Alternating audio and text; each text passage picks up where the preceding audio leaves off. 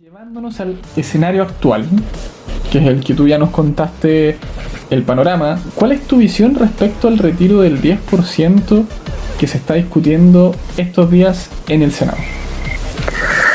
Bueno, buena la pregunta y quiero remontarme un poco a lo que es la historia del modelo como tal. En la década de los 80, cuando se crea este modelo, una de las grandes, entre comillas, y lo quiero poner entre comillas porque no es que lo esté defendiendo, sino que es el valor de lo que generó este modelo, es que hizo que Chile despegara y se alejara un poco del modelo de las sociedades o de los países socialdemócratas, donde escenarios posguerra, pongamos Alemania post Segunda Guerra Mundial, Italia, Francia, etcétera, se desarrollaron con deuda y se endeudaron. Chile venía saliendo de una crisis que tenía que ver con la crisis que se venía arrastrando de la década del 60, luego década del 70, donde se acrecenta, donde tenemos estos problemas, estos conflictos políticos respecto a lo que había sucedido y que todos sabemos. Y en la década de los 80, una crisis bancaria enorme, 1982, que duró hasta 1983, donde lo que hace Chile es decir, ¿y qué tal si en vez de que nosotros tengamos que subvencionar a las personas que se retiren a través de un sistema de reparto, hagamos de que las personas nos apoyen? Y con eso evitamos, además, de que tengamos que endeudarnos para crecer.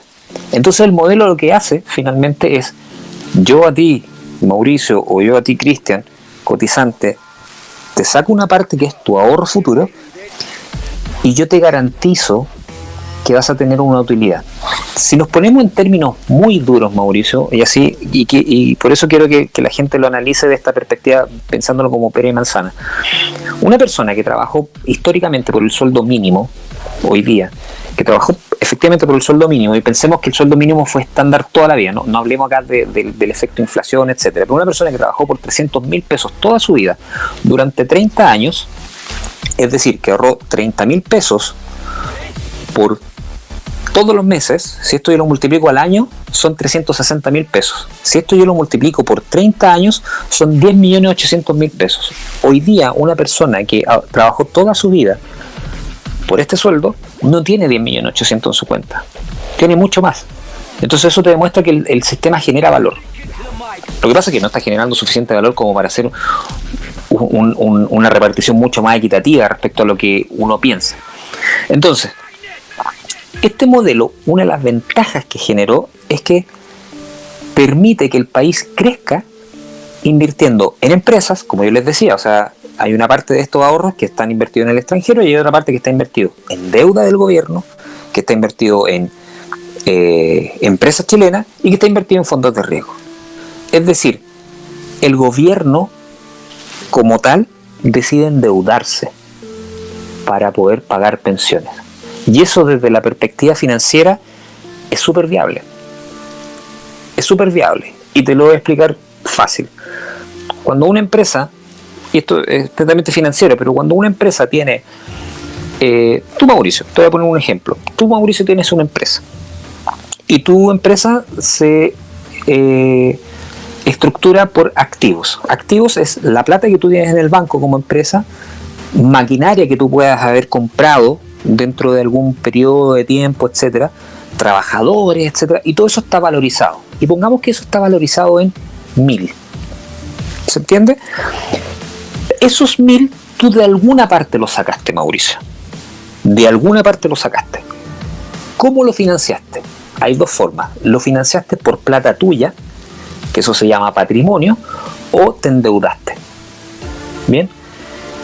Financieramente, siempre para las empresas es mucho más conveniente endeudarse a que el dueño le preste plata a la empresa. Es decir, tú como Mauricio te sale más fácil pedirle un préstamo al banco que tú como Mauricio prestarle plata a tu empresa. ¿Por qué? Porque los retornos que te pide el banco a través de la tasa de interés que te cobran los bancos es inferior a la rentabilidad que tú esperas como dueño de la empresa.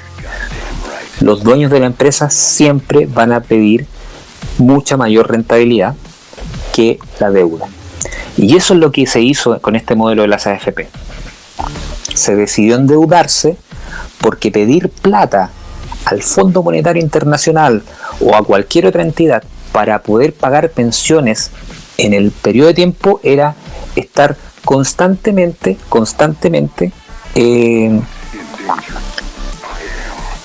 endeudándose a tasas que son impagables. Mientras que endeudarse con este modelo permite de que el gobierno o el Estado pueda pagar no solamente pensiones, sino que pueda construir carreteras, que pueda financiar programas de salud, que podemos entrar en el debate si es que son los más, como te dijese yo, los mejores sistemas del mundo. Nuestro sistema de salud por lejos es el peor de que tenemos, o no es uno de los mejores, por así decirlo, pero sin embargo ha permitido tener al país en vías de desarrollo mucho, o en estándares de desarrollo mucho más altos que muchos de nuestros hermanos de Latinoamérica, como son Perú, Colombia, Ecuador. O sea, nosotros tuvimos una aceleración respecto a esos países desde la década de los 80 en adelante.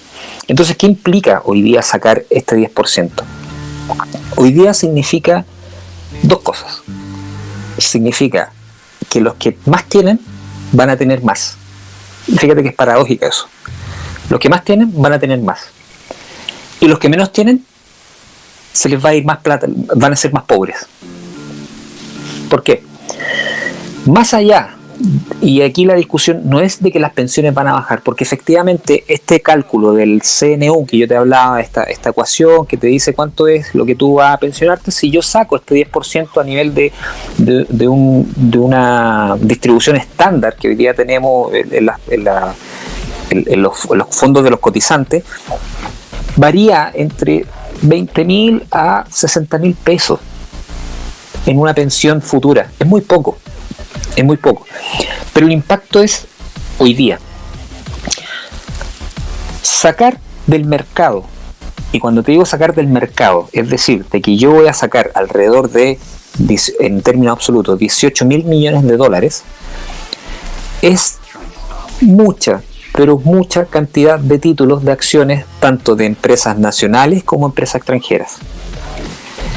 Por lo tanto, yo, como Cristian Gómez, si a mí me tocara la tarea de decir, ¿sabéis qué? Tenéis que sacar estos 18.000 millones, ¿cómo los vais a sacar? Yo estoy viendo impacto por todos lados. Vamos a poner escenario. Escenario A. Voy a sacar estos 18.000 millones de dólares, es decir, acciones que yo tengo invertidas en empresas chilenas, fondos de riesgo o en bonos soberanos del Estado chileno. Significa de que estos bonos se van a devaluar. Es decir, si un depósito a plazo a ti te daba una rentabilidad del 0,3%, hoy día te va a estar dando mucho menos, 0,01% aproximadamente. ¿Y por qué? Porque cómo el gobierno se endeuda, o cómo la AFP invierte en el gobierno, si lo queremos decir así, compra deuda. Es decir, el gobierno dice, ¿saben qué? Tengo un proyecto de un puente en el sur de Chile. Necesito 300 millones de dólares. Voy a emitir un bono de 300 millones de dólares. Lo lanzan al mercado a través de las corredoras y las AFP van y compran esa deuda. Y esa deuda, el gobierno dice, yo te las voy a pagar en pagarés, o en bono, o en amortizaciones anuales. Es decir, 300 millones de dólares, yo lo voy a dividir en 5 cuotas. Pongámoslo en términos más redondos, 500 millones de dólares que necesito. Te los voy a pagar en 5 años. Es decir, yo todos los años voy a pagar 100 millones de dólares a una tasa de interés, y en este caso el que pone el bono te da la tasa de interés.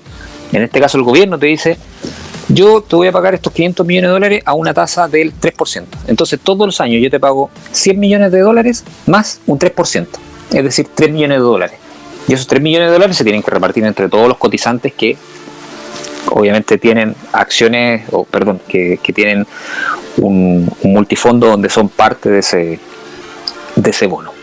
Esos son la mayoría de los cotizantes del fondo E, porque son bajo riesgo. Todo lo que tiene que ver con bonos que emite el Estado de Chile se van al fondo E, porque son los de menor riesgo, y por lo tanto, como son los de menor riesgo, son los que pagan menos. Bien, sacar 18.000 millones, tengo que ver si los voy a sacar de estos bonos. Si yo saco estos 18.000 de estos bonos, lo que estoy haciendo, estoy desfinanciando al gobierno, porque lo que estoy diciendo, hey, gobierno, no te puedo seguir prestando plata, no puedo seguir esperando los 10 o 5 o los X años que me quedan futuro, necesito que me devuelva esa plata. Entonces el gobierno, ¿qué tiene que hacer? Tiene que devolver esa plata y la tiene que pagar inmediatamente. Y al pagarla, deja de financiar programas que tenía hoy día en carpeta. Eso por un lado. Segunda alternativa. Voy a sacar los 18 mil millones de dólares de las acciones de la empresa. Cuando yo saco esto, tengo muchos títulos en el mercado. Muchos títulos en el mercado significa que los tengo que ir a vender. Cuando hay mucha oferta, ¿qué es lo que sucede? Baja el precio. Y si baja el precio, ¿quiénes van a ir a comprar esas acciones? La gente que no va a retirar esos fondos. Y la gente que no retira esos fondos, ¿cómo los va a comprar? A través de una APB, sin pagar impuestos. Sí, o sea, la gente que está en el tope, que diga, ¿sabéis que yo puedo retirar los 4.600.000?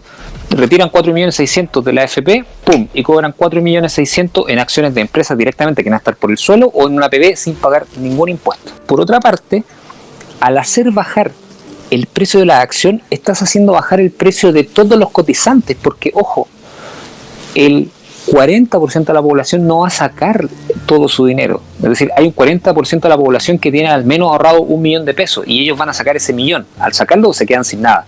Pero tenéis todavía un 60% de los cotizantes, que serían alrededor de 4.800.000 o 5 millones de cotizantes, que todavía les queda dinero. Y ese dinero se va a ver devaluado porque todas las acciones bajaron. Por lo tanto, sus multifondos también van a bajar, ya sea que estén en el fondo E o que estén en el fondo A. Y por contraparte, si yo digo, ¿sabéis que esos 18 mil millones de dólares los voy a sacar de los fondos extranjeros? Quiere decir que yo tengo que ir a hacer la colocación financiera en el extranjero y tengo que traerme dólares. Y cuando yo me traigo dólares, ¿qué es lo que voy a hacer? Voy a hacer que baje el precio del dólar en Chile.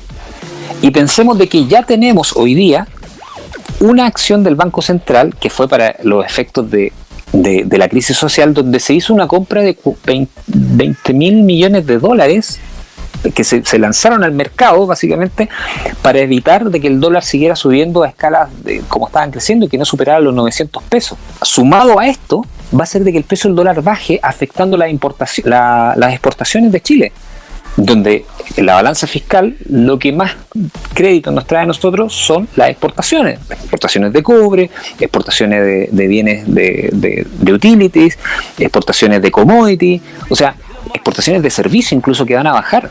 Entonces, tú me preguntas, ¿es buena la idea? Desde la perspectiva económica es pésima, en lo inmediato. Y desde la perspectiva macro es aún peor, porque no sabemos cómo se tiene que restituir eso. Y si no sabemos cómo se restituye, decir que el gobierno tiene que restituir esos 18 mil millones de pesos para que se vaya a un fondo común, por así decirlo, donde sea un sistema de reparto esos 18 mil millones, te pregunto, ¿de dónde el gobierno va a sacar 18 mil millones de dólares? Va a tener que endeudarse. ¿Y dónde se va a endeudar?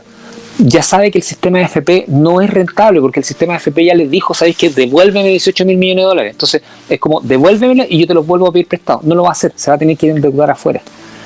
Y eso, para las perspectivas de riesgo que tiene Chile, que finalmente eso es una de las ventajas del modelo que permitió que Chile se desarrolle no a nivel de deuda, sino que a nivel de inversión propia, es decir, ahorro, llevémoslo a una persona natural. Yo crecí en mi vida personal y me compré una casa y me compré un auto y me compré una segunda vivienda, no endeudándome con el banco, sino que lo que yo hice fue, todos los meses me fui sacando un porcentaje de dinero y lo fui ahorrando, invirtiendo, hasta que tuve tanto dinero que me pude comprar una casa, un auto, una segunda casa en la playa, etc. Eso es lo que hizo Chile.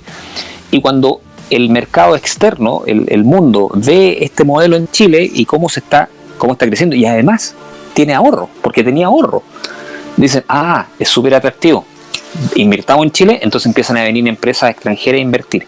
¿Y qué es lo que genera eso? Genera dinamismo en la economía, que significa que hay mayor cantidad de empresas que llegan a Chile, transnacionales que invierten en Chile, generando mayor empleo, aumentando los sueldos, que es uno de los problemas o de los ejes, que no te lo mencioné anteriormente, del sistema AFP, que se ahorra poco. ¿Y por qué se ahorra poco? Porque los sueldos en Chile son bajos en comparación, por ejemplo, a la OCDE. Entonces, cuando ahí analizamos el sueldo per cápita de Chile, es de $24.500 al año, claro, es $24.500 dólares al año, mensual por persona. Es básicamente porque hay gente que gana mucho, que contrarresta que con el promedio hace de que los que ganen poco no se vean. Entonces uno dice, mira, entonces en Chile los ingresos son buenos, pero en realidad no son buenos. Los sueldos en Chile son bajos. Y eso hace que los ahorros en Chile sean también muy bajos. Y eso hace también que tengamos sistemas de pensiones que sean precarios. Y ese no es problema de la AFP. Ese no es problema. Ese es un problema político. No es un problema económico. Es un problema político que se transforma en un problema económico cuando tenéis que tratar de hacer de que todos los recursos alcancen con recursos escasos. Si te gustó el video, porfa, dale like. Tu like es mi propina. No te olvides de suscribir, comentar y compartir para que YouTube te avise de otro video más de La Cosa Random. Sin ustedes, esto no sería posible. De verdad, muchas gracias.